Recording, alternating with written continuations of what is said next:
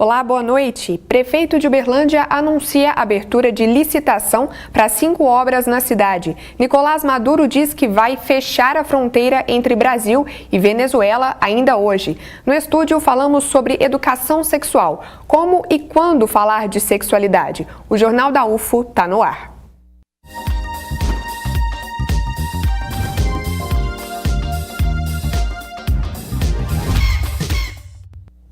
Nicolás Maduro disse que vai fechar a fronteira entre Brasil e Venezuela hoje às 8 da noite no horário local, que vai ser às 9 da noite aqui no Brasil. Ele disse que a passagem entre os países fica totalmente fechada até novo aviso. Essa medida é uma resposta à pressão para que Maduro deixe a ajuda humanitária entrar na Venezuela.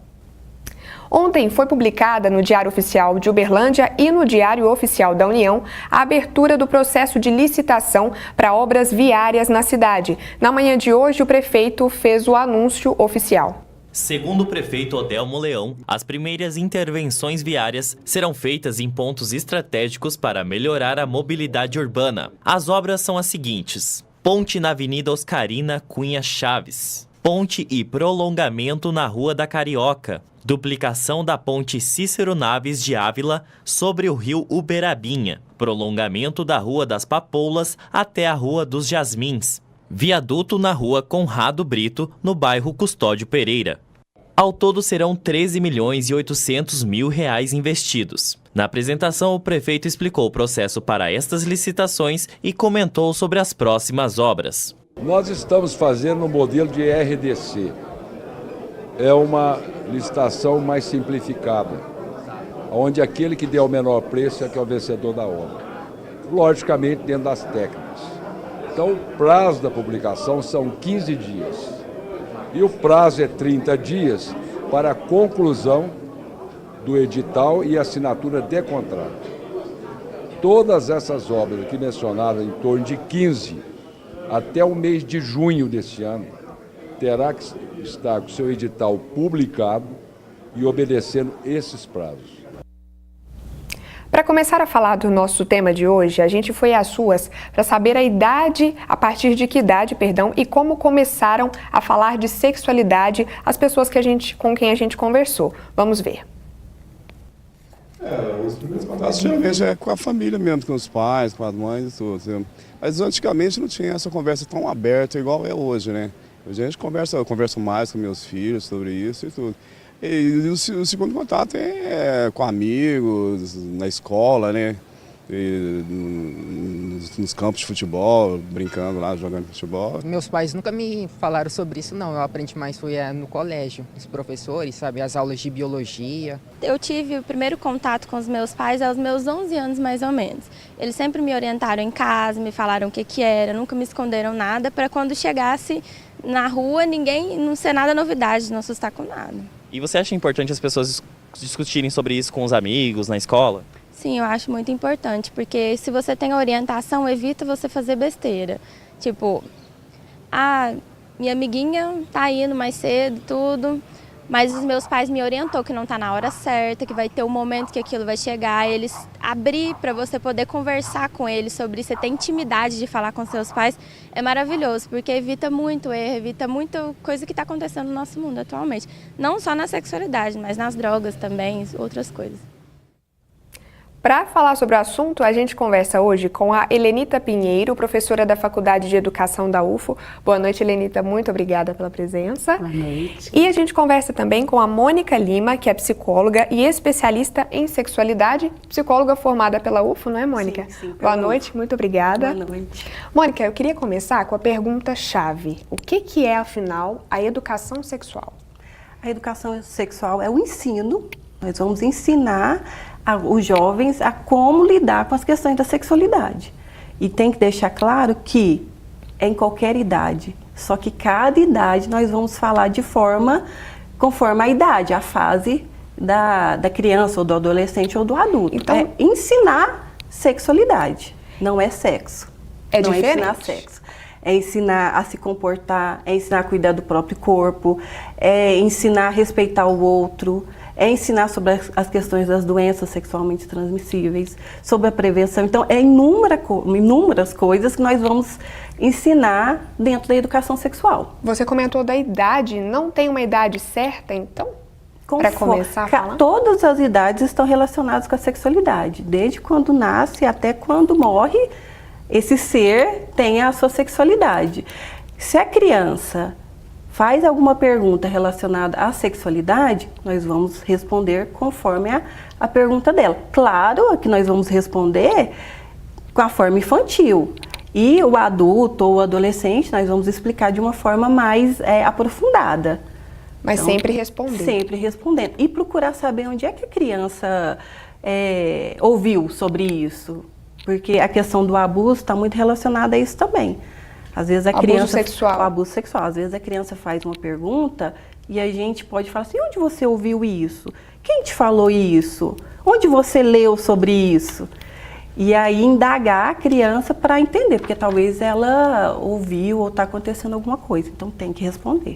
Certo. Helenita, um dos nossos entrevistados falou, olha, primeiro contato foi na escola, ele comentou, acho que a aula de biologia, se eu não me engano. Sim. Como é que é esse papel da escola? Como é que ela pode contribuir ou atuar nesse sentido?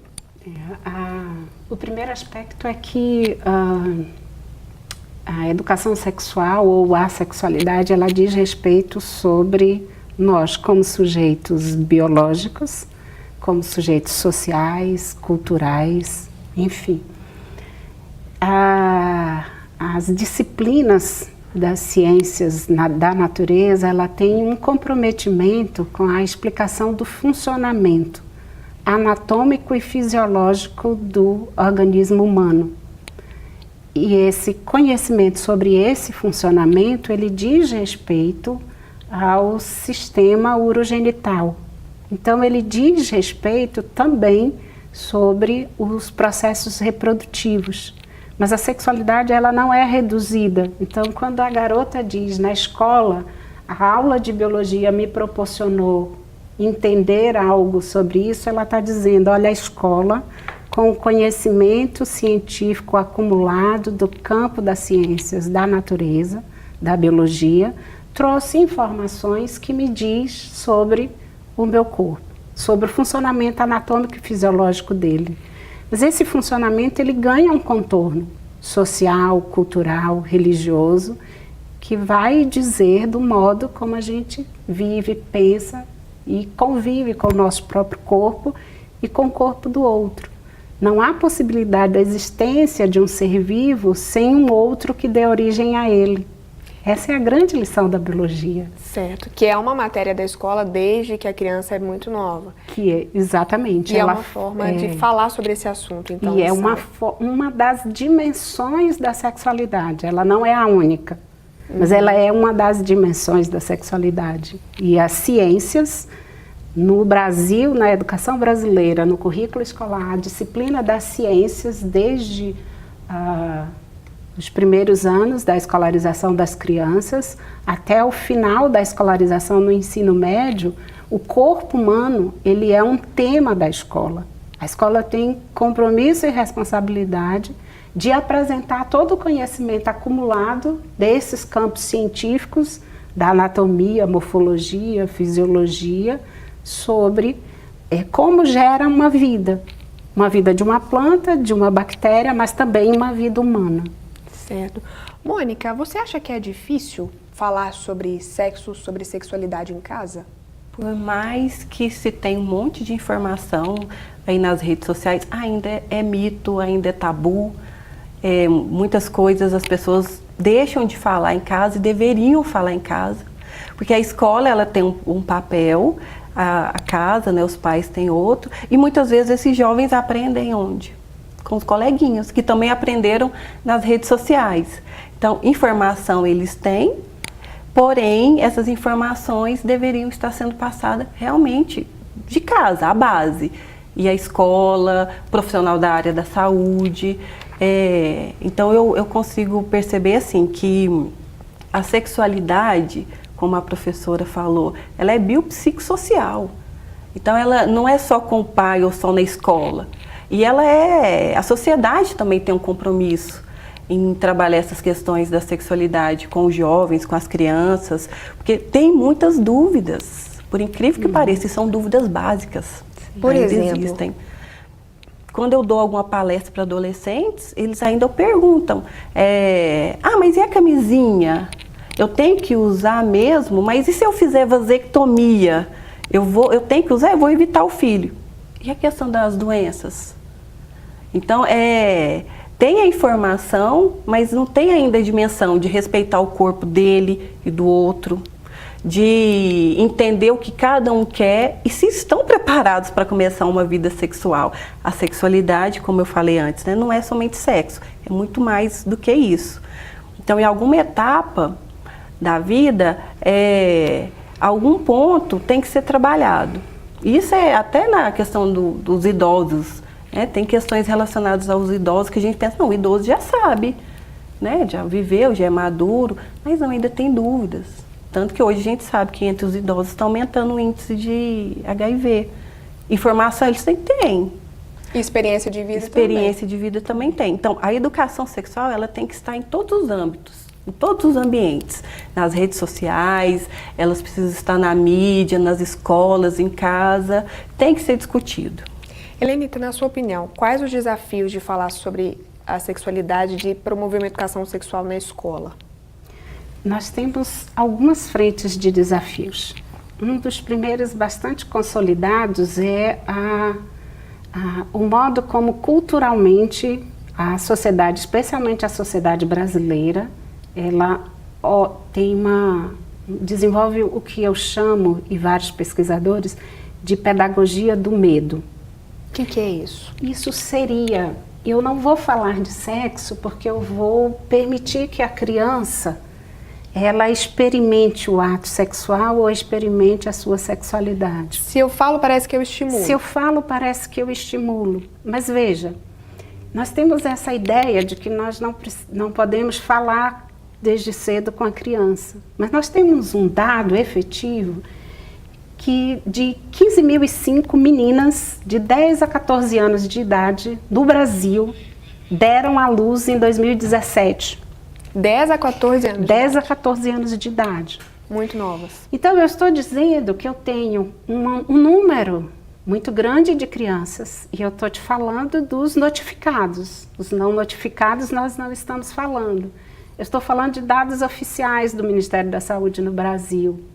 Então, eu estou com esse dado, eu tenho uma ideia de que meninas de 10 a 14 anos, elas, além de experimentarem o ato sexual, elas deram uma vida a outra criança. Bem, se eu não converso e eu não promovo processos educativos, e aí eu concordo plenamente com a Márcia, isso não pode ser responsabilidade de uma única instituição. A família é uma instituição social que tem um papel e uma tarefa de dialogar, inclusive sobre os valores que ela atribui à experiência com o corpo e a vida desse corpo com outros corpos ou com ele mesmo. Então nós não precisamos, o que precisamos ter medo são de dados como esse. Você falou da violência sexual, nós temos em 2017 notificados 184.524 casos de crianças e adolescentes que sofreram violência sexual no Brasil. E se elas tivessem ouvido sobre sexualidade, sexo, talvez elas tivessem identificado que algo estava errado e comentado com um adulto. Exatamente. Então a gente diz que a promoção da educação sexual, que é um diálogo franco, isso não significa dizer tudo ou qualquer coisa. Isso significa educar as crianças e educar adolescentes, jovens, adultos, para que eles tenham um mínimo de conhecimento e de informação de quando eu estou ou não sendo vítima de um ato de violência. O dado que nos assusta é que quando nós olhamos quem são esses sujeitos que são os promotores da violência, eles estão dentro da casa. Eles são parentes próximos dessas crianças. Se eu educo a criança, eu não vou falar do ato sexual, que há na sociedade uma confusão muito grande de que defender a educação sexual na escola é ensinar sobre práticas e atos sexuais. é também, não somente, porque eu preciso educar uma menina e educar um menino para que eu possa evitar um futuro sujeito da violência ou vítima dela. Para que a criança possa, desde muito pequena, saber qual é o toque permitido. Não adianta a gente dizer, você não vai deixar ninguém te tocar. Mas eu preciso dizer para ela que há partes do corpo dela que não podem ser tocadas, a não ser que ela permita. E assim eu crio um vínculo. Nós precisamos criar vínculo de confiança com as nossas crianças, porque é somente por essa via que eu tenho possibilidade de educá-las, eu mãe, eu professora, mas eu também cidadã, para que ela possa ser o primeiro cidadão de reação, de proteção, que protege a si mesmo. Certo, daqui a pouquinho a gente continua esse papo, muitas reflexões aqui hoje, e no próximo bloco tem mais debate, claro, e a previsão do tempo.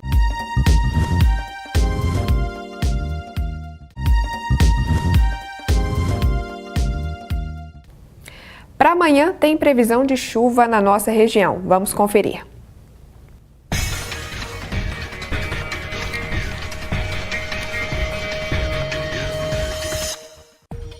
A chuva continua em Uberlândia e o céu se mantém nublado. Temperatura mínima de 21 graus e máxima de 27. Em Patos de Minas, pancadas de chuva ao longo de toda sexta-feira. A mínima fica 21 e a máxima 26 graus. Em Monte Carmelo, a mesma situação. Chuvas esparsas e tempo nublado na maior parte do dia. As temperaturas variam entre 20 e 29 graus. Como de costume, as temperaturas em Ituiutaba ficam mais altas, com mínima de 21 e máxima de 32 graus. Mas a previsão é que continue chovendo. Sexta-feira com alta nebulosidade em Coromandel e 80% de probabilidade de chuva. A mínima deve ficar 20 graus e a máxima 30. Bom, retomando o nosso debate, Mônica, a professora Helenita comentou dessa relação de confiança em casa. Isso é importante para a criança ter coragem, ter abertura de perguntar? Sim, sim.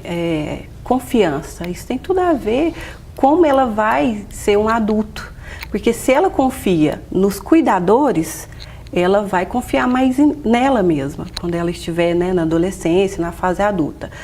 Então, quando a gente fala questão de abuso, quem é que pode tocar o meu corpo? A mamãe na hora que vai dar banho, o papai, ou a vovó, quem cuida. Mas onde que pode tocar? Vai tocar para poder lavar, dessa forma. Mas se outra pessoa, então tem que ser conversado isso com a criança. E perguntar, às vezes a criança, tem a fase da criança que ela começa a conhecer o próprio corpo. Então, que é natural dela conhecer o próprio corpo.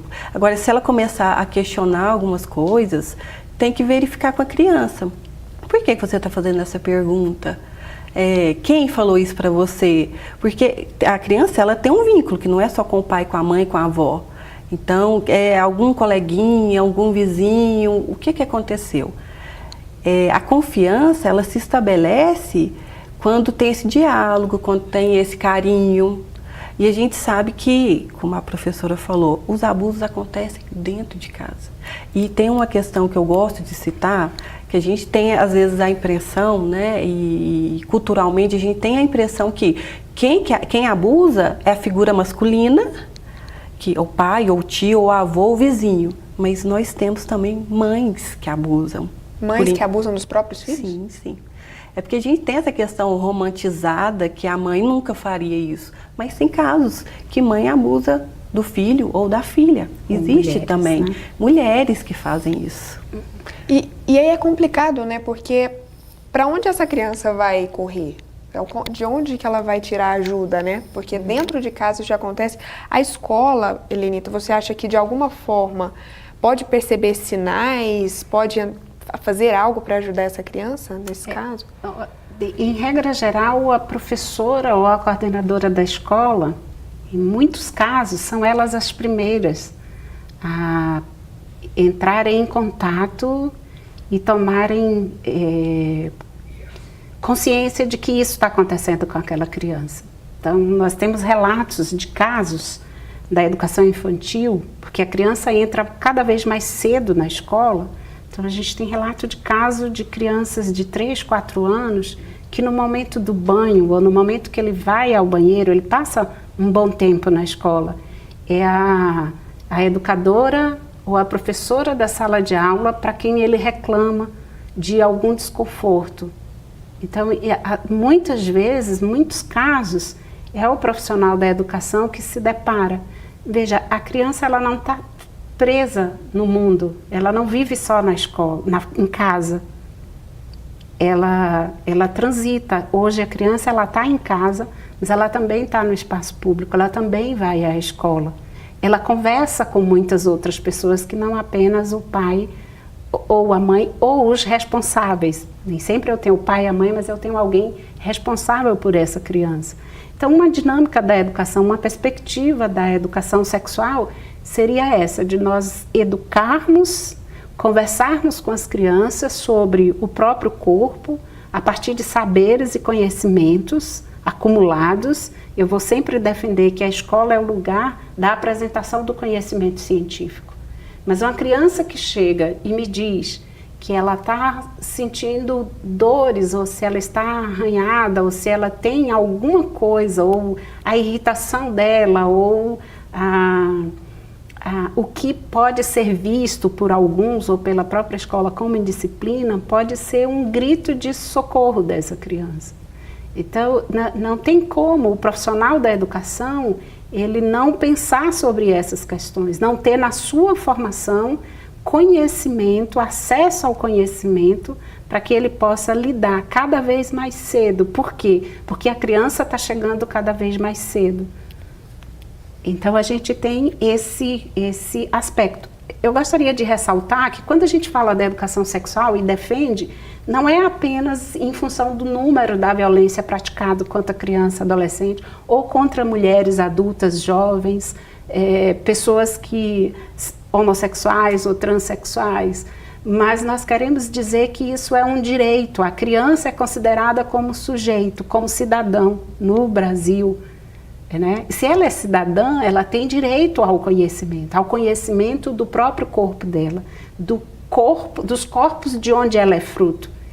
Isso tem uma beleza e uma importância significativa para a construção desse sujeito criança, mas também do sujeito que ele pode vir a ser. É um ótimo gancho que eu queria ver com a Mônica, essa questão a longo prazo, as possíveis consequências de um adulto que não teve essa conversa em casa. Ele não vai ter essa sexualidade dele bem desenvolvida, porque ele vai, em algum momento, ter alguma dificuldade, vai casar, vai ter alguma dificuldade, ele vai ter um filho, como que ele vai lidar com o filho? Então eu vejo que para trabalhar as questões da sexualidade, nós temos também que estar bem com a nossa sexualidade. Então aí vira um ciclo. Eu fui abusado quando criança e eu não falo sobre isso com meu filho, e aí vai gerando outros abusos. E a gente também tem dados que quem foi abusado quando criança pode se tornar um abusador quando adulto. Nem todos os casos, mas pode. Porque justamente não trabalhou essa questão da sexualidade, da forma e na fase que deveria ser trabalhada. A questão de orientação sexual, hoje a gente tem muito isso, né? Pais falando para os filhos de uma forma que taxativa, sendo que a orientação sexual, isso vai ser desenvolvida na adolescência desse indivíduo. Então já começa impondo que menino é menino, menina é menina, sendo que isso vai sendo desenvolvido com o passar do tempo. Eu gostaria de fazer acha, uma complementação ao que a Mônica está dizendo, é que a grande questão de falar ou não falar de sexualidade ou de sexo, em que idade, em que momento, ela é uma construção social e cultural que marca a história nossa enquanto sociedade ocidental e sociedade brasileira. Não é de hoje, né? Não é de hoje. Então, isso remonta a muitos tempos e vai, à medida que a gente vai entrando em contato com esses estudos, com esse conhecimento, nós vamos observando o quanto que essa preocupação com o sexo, ela vai se instalando porque é uma preocupação com o modo como cada um vai viver e dizer do corpo. Falar de sexualidade é também falar do desejo. De um desejo que é um desejo que está presente em cada um de nós. Eu, como adulto, posso estabelecer um diálogo com a criança, com o adulto, porque ele vive essa experiência do desejo. Por outro lado, então a gente tem um modelo também de determinação. Só se pode viver o corpo, o desejo sexual e a relação afetivo-sexual de um determinado modo que é considerado como válido. Defender qual é a forma que cada um entende, que cada grupo familiar entende do que é possível, do que não é possível, não tem problema. O problema é quando essa determinação ela se torna numa ação violenta, em que eu elimino o outro. Certo. Esse é o grande nó que nós temos. A escola tem um compromisso com a apresentação das multiplicidades de conhecimento e de experiências com o próprio corpo. Eu tenho um dado aqui, eu queria trocar uma ideia com você sobre ele. Na última pesquisa nacional de saúde escolar, foi feita em 2015 e publicada em 2016, as 3 perguntas que constaram sobre essa questão de educação sexual foram: se os estudantes receberam orientação de prevenção de gravidez, orientações sobre infecções sexualmente transmissíveis e AIDS, e se eles conseguem preservativos gratuitamente. Aí eu fico pensando, nós da produção pensamos o seguinte: parece que essas 3 perguntas quase que causam um medo, é abordado de uma forma um tanto quanto negativa, apresentou consequências negativas do ato sexual. O que você acha? A gente pode tentar abordar de outra forma? De outra forma, deveria ser abordado de não forma seja natural. O alerta, sim, né? Mas deveria ser de uma forma natural. Isso se vê na disciplina de biologia, só que vê muito rápido também. E não tem o espaço para que esse estudante faça perguntas, questione. Eu sei que tem escola que tem toda essa abertura, mas tem espaços que não tem essa abertura. É só a questão anatômica, a questão de como que engravida e a questão dos preservativos. A gente sabe que não é tão simples assim para conseguir. Quando eu vou dar palestra, às vezes eu não consigo preservativo. Não é tão simples. Não A é tão gente simples. já retoma, Mônica, porque agora nós temos uma reportagem sobre como e quando falar de sexualidade com os filhos, que é o assunto de hoje, né? E a importância disso, olha só. Raíssa Caixeta ficou grávida aos 16 anos. Ela conta como foi conciliar os estudos com a gravidez e destaca que o apoio da família foi fundamental. Então, foi primeiro um susto para mim, para minha família. Tem aí um período de adaptação, da ficha cair, que isso aconteceu, mas a minha família me apoiou muito, então a gente teve atitudes bem práticas, assim, o que precisa ser feito, né? Eu lembro que eu estava morando em uma outra cidade, porque eu jogava vôlei por um clube, tinha patrocínio, tive que voltar para cá, e aí a minha mãe falou: olha, o que eu posso te dar agora é uma boa escola, então estuda, investe, e quando eu estava grávida eu estudava em 2 turnos. E aí, quando eu tive o meu filho, passei para o 3º colegial. Foi muito importante estudar, muito importante ter esse apoio da minha família. Eu tinha, sim, informações, né? Então, assim, eu não fui uma adolescente sem nenhum apoio.